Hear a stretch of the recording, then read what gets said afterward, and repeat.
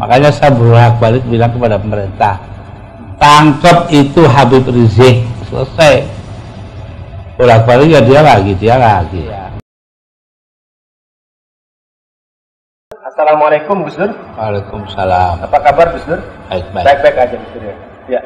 Ya saudara, seperti biasa acara ini akan dimulai dengan pembacaan petikan dari kitab Al-Hikam yang akan disampaikan oleh Pak Wahid Maryanto atau Pak Acun. Silakan Pak Acun. Bismillahirrahmanirrahim.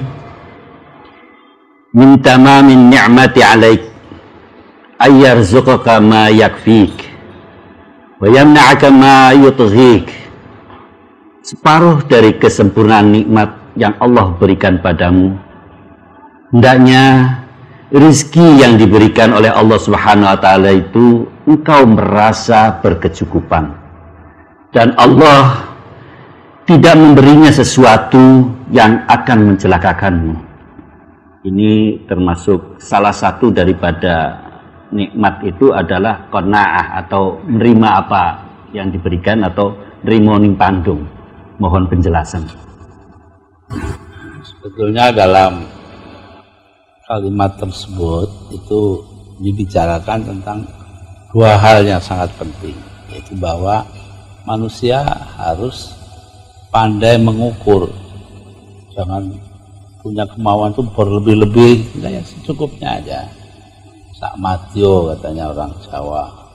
Nah di situ apapun rezeki yang diberikan Tuhan itu kita terima dengan baik.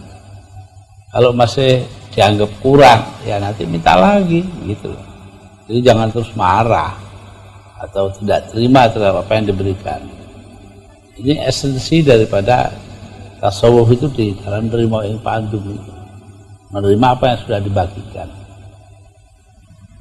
Ya Gus Dur, saya ingin minta komentar dari Gus Dur. Di Kipasung Gus Dur, di Tasikmalaya ada pesantren yang besar NU, dan di sana juga terkenal ada keharmonisan antara umat beragama, tidak ada konflik dengan Gus Dur. Kenapa kok tiba-tiba ada semacam gerak seperti itu Gus Dur? Ya itu pertama-tama kita harus ngerti bahwa tasawuf itu di negeri kita itu berkembang menjadi dua cabang. Cabang yang satu thariqah, di mana thariqah ini ada yang dinamakan imprimatur, persetujuan dari Rasul. Ya, jadi semua itu ada sanadnya kepada Rasulullah. Kemudian yang kedua adalah selawatan. Nah, selawat ini tidak ada ke Rasulullah. Ini yang sering jadi pangkal persoalan. Ya selawat ya kalau menurut saya sih, seneng nggak seneng kita udah nggak melanggar undang-undang dasar ya sudah. Tapi orang-orang seperti itu nganggap itu sesuatu yang harus dihilangkan dari Islam. Itu sebabnya mereka jadi berbuat seperti itu. Nah, pusat daripada gerakan ini, ya selawatan ini sebetulnya adalah dari pesantren dulu di Kediri, selawatan Wahidiyah. Apa yang terjadi di Tasikmalaya itu sebetulnya dia dari situ. Ya, Ahmadiyah belakangan kena itu kan, karena Ahmadiyah memang lain dari yang lain. Ya kalau saya ya tahu bahwa itu berdasarkan undang-undang dasar benar, nggak ada masalah. Tapi yang orang-orang itu kan tolol. Ya sudah, mau diapain? Kita sama orang tolol itu kan ya bicaranya nggak bisa seperti anak-anak. Makanya saya bolak-balik bilang kepada pemerintah, tangkap itu Habib Rizik, selesai. Bolak-balik ya dia lagi. Ya itu aja keterangan saya. Tadi jadi Gus Dur mengira juga ada kelompok Wahidiyah yang juga selama ini bermasalah di Tasikmalaya, atau menjadi iya, yang dijadikan persoalan kan Wahidiyah. Mungkin kemiripan nama, bukan kebenaran nama, mungkin kalah gerak gitu loh. Nah, Wahidiyah itu mencampuran, ada Sunda Wiwitannya kalau di Sunda ya, kalau di Jawa Kejawanya, ada santrinya gitu. Yaitu oleh Kiai almarhum Kiai Mahrus Ali Lirboyo, hanya selisih nggak ada sekilo. Itu dianggap masuk neraka. Silakan. Enak aja beliau namai orang masuk neraka. Mas Mubarak, selama ini kehidupan jamaah Ahmadiyah di Tasikmalaya seperti apa? Pembauran dengan masyarakat dan juga dengan pesantren misalnya gimana, Mas? Saya melihat dan menyaksikan juga mendengar cerita dari orang-orang tua dulu. Ahmadiyah di Tasikmalaya ini ada bahkan jauh sebelum zaman kemerdekaan, Gus. Jadi dan sudah berbaur begitu rupa dengan bahkan seperti dianggap keluarga besar Ahmadiyah Tasik seperti keluarga besar Cipasung. Iya. Jadi ini sudah tidak ada jarak sama sekali antara kita dengan keluarga. Saya mau nambahin ya, beberapa orang Ahmadiyah itu jadi dirjen. Jadi pernah Gus, saking mesranya hubungan kita di sana, pernah satu saat Muktamar NU diadakan di Cipasung. Iya. Peserta sebagian kecil mungkin ya, sebagian kecil peserta maupun peninjau banyak yang menginap di rumah-rumah orang Ahmadi dia tinggal di sana. Ada masalah. Dan free tuh Gus, jadi gratis, dilayani seperti saudara-saudara layaknya. Jadi selama ini sudah ada hubungan yang baik dan pembauran terjadi Dan antara. saudara saya banyak yang jadi Ahmadiyah. Nah, Tapi nggak tahu di sana ya, di tempat lain. Iya. Terus seperti informasi juga Gus, MUI Kota Ahmadiyah Tasikmalaya maupun Ketua MUI Kabupaten Tasikmalaya sangat baik sekali gitu Gus. Muspika, kepolisian, DPRD juga termasuk, semua betul-betul profesional Gus, berdasarkan peraturan perundang-undangan dan hukum yang berlaku. Jadi mereka bersikap tegas menghadapi para perusuh yang jumlahnya ini tidak banyak, dan perlu saya informasikan bahwa saya bisa buktikan bahwa para perusuh ini tidak punya kaitan sama sekali dengan masyarakat setempat, karena kebetulan pada tanggal 19 tersebut keluarga besar Cipasung maupun keluarga besar Ahmadiyah di Tasik dan Singapura sedang berduka Gus, karena istri dari Kiai Haji Ilyas Suryat sedang meninggal. Jadi banyak warga-warga Ahmadiyah yang sedang melayat ke sana pada waktu kejadian tersebut. Jadi ini satu hal yang aneh. Seperti kita tahu, Cipasung ada kejadian apapun pasti semua orang Tasik tahu. Apalagi ada berita duka seperti ini, tidak sepantasnya lah melakukan tindakan kekerasan dalam suasana berduka seperti itu. Jadi memang ini ada unsur-unsur luar Gus kelihatannya yang mau mencoba mengaduk-aduk suasana harmoni antara umat di daerah-daerah. Saya bacakan satu persatu dari Karim di Semper. Apa yang melatar belakangi banyaknya aliran pemikiran dan akidah? Ada NU, Ahmadiyah, dan lain-lain. Di antara semua aliran tersebut, mana yang paling benar menurut Allah dan Rasulnya? Kemudian Pak Deno di Cikarang mengirimkan pesan pendek, sebenarnya apa yang menjadi perbedaan ajaran agama Islam di Indonesia sehingga dapat menimbulkan konflik? Mohon penjelasan Gus Dur. Ya, aliran itu karena memang Islam membuka diri untuk semua hal. Ya sama saja, Kristen juga begitu.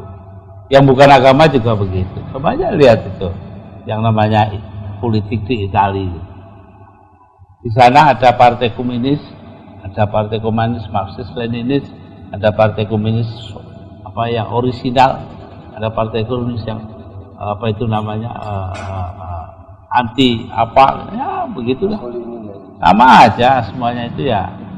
Gak usah kita berkecil hati karena di Islam banyak apa terjadi begitu itu, yaitu adanya beberapa macam pandangan. Ini sudah dari dulu kok, apalagi di negara Arab. Dan tidak harus bertubrukan gitu Pak? Ya enggak usah, saya terima aja semuanya. Itu menunjukkan keterbukaan dari Islam. Dan tidak ada satupun yang bisa mewakili Islam secara utuh. Ya. Kita sudah bersama pendengar di Jakarta dengan Pak Andi Arya. Selamat pagi Pak Andi. Selamat pagi, Assalamualaikum. Waalaikumsalam. Juga Bapak narasumber dari Ahmadiyah ya, dan rekan-rekan Hutan Kayu. Ya, Islam dalam krisis Gus ya, artinya Islam perlu ada dokter, pengobatnya Gus, untuk memberi nilai-nilai rohaniah dan moral terhadap perbuatan maaf Pak, bukan ya. Islam. Yang dalam saya itu umat manusia. Garis kufur dengan iman Gus ya. Ada yang mengatakan begini Gus, orang yang menakwilkan tidak boleh dikafirkan selama mereka berjalan di atas aturan takwil. Terus bagaimana Gus? Karena penakwilan semata-mata sudah menjadi kafir. Sedang semua pihak dalam Islam mesti memakai takwil. Assalamualaikum warahmatullahi wabarakatuh. Waalaikumsalam. begini ya, Nabi Muhammad mengatakan man kafara akhahu musliman bahwa kafirun. Barang siapa mengkafirkan sesama saudaranya yang beragama Islam, dia sendiri yang kafir. Nah, ukurannya apa? Ukurannya gampang saja, masih percaya kepada keesaan Allah dan bahwa Muhammad itu pesuruhnya, ya itulah Islam. Sederhana sekali. Yang lain-lain itu urusan dialah dengan Tuhan. Saya mau bertanya, selama ini yang saya ingat, saya dari kecil, dari sekolah SD sampai sekarang, dari kecil saya ingat agama Islam itu adem-adem aja, adem ayem, tidak ada masalah. Kenapa sekarang kok Islam keras? Saya mohon jawabannya yang pasti dan tidak ada umbang-ambing. Terima kasih. Assalamualaikum warahmatullahi wabarakatuh. Begini Pak, Terima kasih Pak Ahmad. yang bikin ribut itu adalah orang-orang yang merasa dirinya tahu tentang Islam padahal nggak tahu. Akhirnya mereka itu berbicara atas nama Islam padahal nggak ngerti. Ya, ini penting sekali disadari. Ambil satu contoh. Dalam Islam itu menurut fikih, tapi menurut lainnya enggak. Ini menurut fikih ini. Orang boleh berbuat kekerasan hanya kalau diusir dari rumahnya. Idza ukhriju min diyarihim, kalau diusir dari rumah mereka, baru boleh kekerasan. Karena itu ketika saya memutuskan biar aja dah, lengser aja dah daripada ribut sama DPR. Negara kita bangsanya kan terbagi dua, akan berantem, darah mengalir. Saya putuskan, saya panggil Pak Luhut Panjaitan, waktu itu menteri. Saya bilang, Pak Luhut, tolong dimintakan surat dari Lurah Gambir. Loh, kenapa? Bapak kan presiden. Presiden kan niatnya saya turun sebentar lagi. Lah, bagaimana? Ya, minta soal Lurah Gambir. Surat perintah saya meninggalkan istana. Lah itu. Jadi saya nggak diusir, mas saya disuruh pemerintah keluar kok. Lurah, walaupun saya presiden. Ya inilah contoh ya. Saya ingin tanya ke Mas Mubarak nih. Mas Mubarak, yang menjadi kontroversi di masyarakat tentang Ahmadiyah adalah ajaran. Mungkin bisa diberikan kepada kami di sini atau pada pendengar yang ada di rumah. Apa sih sebenarnya keyakinan dari Ahmadiyah itu? Sebetulnya keyakinan ini sama, tidak ada perbedaan sedikit pun juga. Qurannya, hadisnya, nabinya dari mulai Adam sampai Rasulullah SAW itu sama semua, ajaran semua sama. Cuma memang ada yang kesepakatan bersama Gus ya, kalau nggak salah itu mengenai masalah pemahaman Imam Mahdi. Saudara-saudara umat Islam lain yang non Ahmadiyah masih menunggu datang Imam Mahdi. Orang Ahmadiyah percaya sudah datang Imam Mahdi. Itu saja gitu perbedaannya. Dan Imam Mahdi ini tidak mengajarkan. Maaf. Itu kata ada. Iya. Orang Islam juga banyak yang percaya Imam Mahdi. Ya. Itu diantaranya Syekh Azhari itu loh, Darul Arqam Malaysia. Jadi level perbedaan itu pada penafsiran, pada pemahaman ya.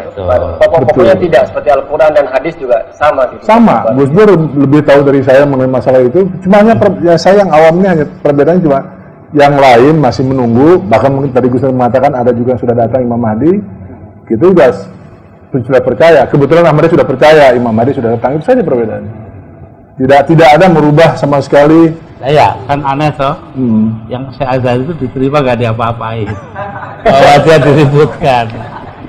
Yang di Malaysia juga pelarangan itu sebabnya juga sangat politis dan ekonomis Gus Dur ya, karena ancaman pada rejim pada waktu itu ya, dari jamaah Darul Arqam itu ya.